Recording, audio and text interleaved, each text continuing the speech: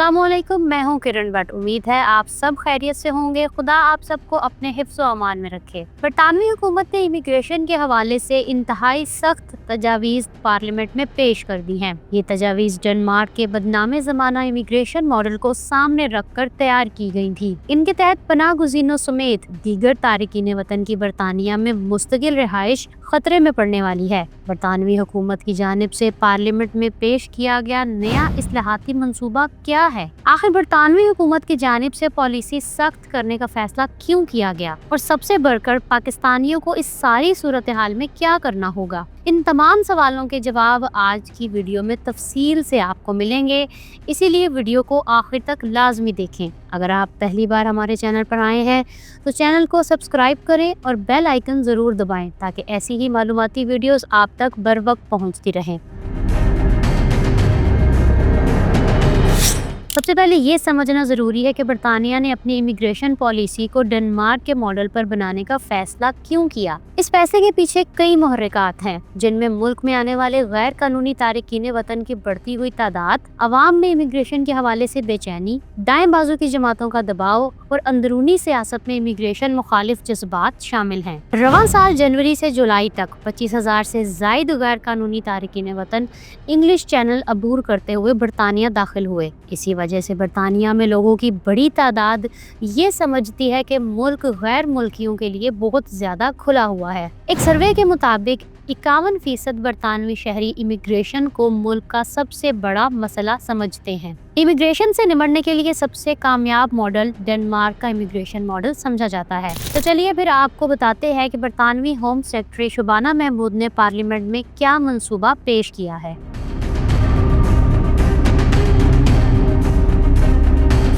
नई पॉलिसी का सबसे सख्त इकदाम पनाह की हैसियत तब्दील करके किया गया है। पनाह की हैसियत अब मुस्तकिल नहीं समझी जाएगी, बल्कि तारकीन वतन को आर्जी बुनियाद पर महदूद पनाह दी जाएगी। पहले पनाह मिलने पर 5 साल की इब्तदाई मुद्दत मिलती थी, जिसे अब हुकूमत ने कम करके 2.5 साल तक महदूद करने का ऐलान किया है। 2.5 साल के अरसा मुकम्मल होने पर हुकूमत मुकम्मल जायजा लेगी कि जिस मुल्क से वो आया है वहाँ के हालात साजगार हुए कि नहीं। अगर इसकी जान को खतरा ना समझा गया तो इसे वापस अपने मुल्क भेज दिया जाएगा। इसका मतलब है कि पनाह मिलने के बाद जो शख्स पहले अमूमन मुस्तकिल रिहाइश का रास्ता देखता था, इसे अब बार बार ये साबित करना पड़ेगा कि इसके पास अभी तक वापस जाने का खतरा मौजूद है। मिसाल के तौर पर अगर किसी ने सियासी इंतकाम के खतरे का दावा किया था लेकिन हालात बदल गए तो इसका इजाज़तनामा ख़त्म हो सकता है और इसे फौरी वापस भेजा जा सकता है।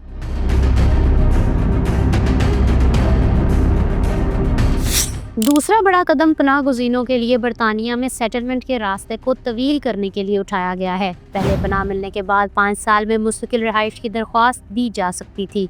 अब मुस्तकिल रिहाइश का रास्ता 20 साल तक मुअख्खर किया जा रहा है। आप ज़रा सोचिए, 20 साल, ये एक पूरी जनरेशन के बराबर है। मतलब अगर कोई नौजवान पनाह गुज़ीन बरतानिया आए तो इसे मुस्तकिल रिहाइश हासिल करते करते बुढ़ापे तक पहुँचना पड़ेगा और इस दौरान हर 2.5 साल बाद कड़ी जांच के अमल से भी गुजरना पड़ेगा। इसका असर खास तौर पर उन पनाह गुज़ीन खानदानों पर पड़ेगा जो ये सोच रहे थे कि वो चंद सालों में बरतानिया मुस्तकिल बुनियादों पर सेटल हो जाएंगे।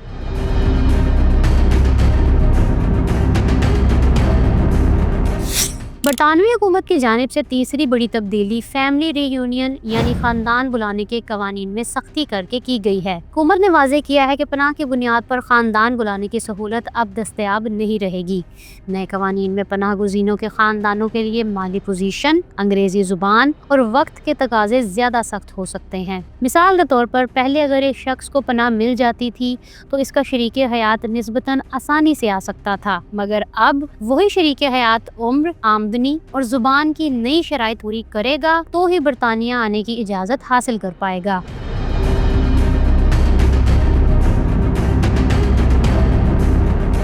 बरतानवी हुकूमत ने कहा है कि पनाह के दौरान दी जाने वाली सरकारी सपोर्ट का दायरा महदूद किया जाएगा। टैक्स दहिंदगान की रकम सिर्फ उन पनाह गुज़ीनों को मिलेगी जो माशी तौर पर मुल्क में हिस्सा डाल रहे हैं, नेशनल इंश्योरेंस अदा कर रहे हैं, कम्युनिटी में रज़ाकाराना काम कर रहे हैं। अगर कोई पनाह गुज़ीन काम करके खुद कफील हो सकता है तो इसे सरकारी फंड कम मिलेंगे, यानी जो लोग काम कर सकते हैं इन्हें काम करने का कहा जाएगा और जो जानबूझकर बेसहारा जाहिर होंगे उनके फायदे भी कम ختم کیے جائیں گے۔ اسی طرح ہزاروں پناہ گزین ہوٹلوں میں رہ رہے تھے جن پر سالانہ 2 ارب پاؤنڈ سے زیادہ خرچ ہو رہے تھے۔ اب حکومت نے اعلان کیا ہے کہ تمام ہوٹل بند کر کے بڑے کیمپ اور فوجی مقامات استعمال کیے جائیں گے۔ یوں سمجھ لیجئے کہ اب برطانیہ میں پناہ گزین کا سٹیٹس کوئی لگژری نہیں بلکہ مشقت بن جائے گا۔ ہوم سیکرٹری شبانہ محمود کے مطابق تارکین وطن پناہ کی درخواست مسترد ہونے پر اپیل سسٹم کا بھی استحصال کرتے ہیں، اس لیے اپیل کے نظام میں بھی بڑی تبدیلیاں لائی جا رہی ہیں۔ نئی تجویز میں اپیل کے لیے ایک الگ ادارہ بنایا جائے گا اور اپیل کا حق صرف ایک بار دیا جائے گا تاکہ بار بار اپیلیں کر کے نظام کو سست نہ کیا جا سکے۔ اگر وہ اپیل ناکام رہی تو ان کیسز میں مزید تاخیر قبول نہیں کی جائے گی۔ اس کا مطلب یہ ہوا کہ قانونی حربے جو پہلے لوگوں کو وقت نکالنے میں مدد دیتے تھے اب مؤثر نہیں رہیں گے۔ مسترد شدہ پناہ گزینوں کو ملک سے نکالنے کے عزم کا اظہار بھی کیا گیا ہے۔ برطانوی حکومت کے مطابق حکومت اب ایسے ممالک کا دوبارہ جائزہ لے رہی ہے جنہیں پہلے خطرناک سمجھ کر ڈیپورٹیشن روکی گئی تھی۔ اب وہاں کچھ علاقوں کو محفوظ قرار دے کر واپسی دوبارہ شروع ہو سکتی ہے۔ اگر کوئی خاندان اپنے ملک واپسی سے انکار کرے تو انہیں دی جانے والی سپورٹ بند ہو سکتی ہے۔ پہلے یہ سہولت وقت کی حد کے بغیر جاری رہتی تھی۔ برطانوی حکومت مسترد شدہ پناہ گزینوں کو کسی تیسرے ملک بھی دھکیل سکتی ہے۔ اسی طرح جو ممالک اپنے شہری واپس نہیں لیتے، برطانیہ ان پر ویزا پابندیاں لگا دے گا، ان کے شہریوں کو ویزے جاری نہیں کیے جائیں گے یا ان سے زیادہ فیس وصول کی جائے گی۔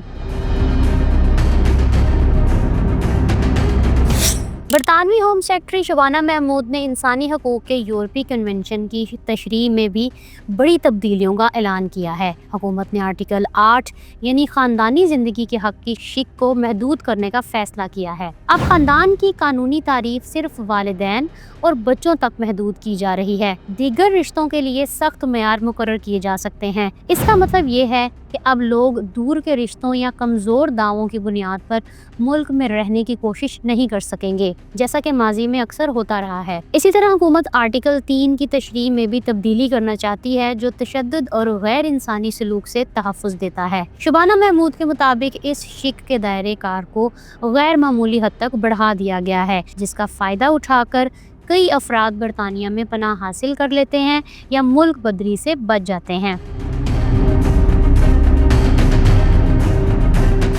ایک طرف پناہ گزینوں کی آمد روکنے کے لیے راستے سخت کیے گئے ہیں تو دوسری جانب انہی کے لیے کہیں نہ کہیں مواقع بھی رکھے گئے ہیں۔ اگر کوئی پناہ گزین کام یا تعلیم حاصل کر لے تو وہ اپنے سٹیٹس کو ورک یا سٹڈی ویزے میں تبدیل کر سکتا ہے۔ اس سے برطانیہ میں سیٹلمنٹ کا امکان جلدی پیدا ہو سکتا ہے۔ برطانوی حکومت نے اسے انسینٹیو ماڈل کا نام دیا ہے۔ اسی طرح برطانوی حکومت سالانہ کوٹے طے کرے گی جس کے تحت پناہ گزین قانونی طور پر شرائط مکمل کر کے برطانیہ میں رہ سکیں گے۔ اس کا ایک فائدہ یہ ہے کہ جو لوگ مکمل جانچ پڑتال اور واضح دستاویزات کے ساتھ آئیں گے ان کے لیے رہائش، تعلیم اور معاشرے میں گھل مل جانا پہلے سے زیادہ آسان ہوگا۔ پاکستانیوں کو میرا مشورہ ہے کہ غیر قانونی راستوں سے بچیں۔ حکومت واضح کر رہی ہے کہ وہ اللیگل راستوں کو ختم کرے گی اور جو لوگ کوشش کریں گے وہ جلد یا بدیر مسائل میں پھنسیں گے۔ اگر آپ واقعی برطانیہ جانا چاہتے ہیں تو سب سے مضبوط آپشنز پر غور کریں۔ اچھی تعلیم یا مخصوص ہنر کے ذریعے ورک ویزا، مضبوط مالی ثبوت کے ساتھ فیملی ویزا یا پڑھائی کے لیے اسٹوڈنٹ ویزے کے ذریعے اپنی قسمت آزمائیں۔ دھوکہ دہی سے اپنی جان کو خطرے میں ڈال کر برطانیہ سیٹل ہونے کے راستے اب تاریک گلی کے سوا کچھ نہیں رہے۔ زبان کی تیاری، تعلیمی اور تجربے کی دستاویزات اور بینک سٹیٹمنٹس پہلے سے کہیں زیادہ اہم ہوں گے۔ اگر آپ اس موضوع پر مزید معلومات جاننا چاہتے ہیں تو کمنٹ میں بتائیں، ہم مزید وضاحت کرنے کی کوشش کریں گے۔ ویڈیو پسند آئے تو لائک، شیئر اور سبسکرائب کریں اور اپنی رائے نیچے کمنٹس میں ضرور لکھیں۔ اگر آپ دیکھنا چاہتے ہیں کہ آپ کینیڈا کے 11 لاکھ ورک ویزوں کے لیے کیسے اپلائی کر سکتے ہیں تو یہاں کلک کریں۔ اگر آپ جاننا چاہتے ہیں کہ آپ کون سی اشیاء کتنی مقدار میں پاکستانی ایئرپورٹس پر لا سکتے ہیں تو یہاں کلک کریں۔ اپنا بہت سا خیال رکھیں۔ کرن بٹ کو اجازت دیں۔ اللہ حافظ۔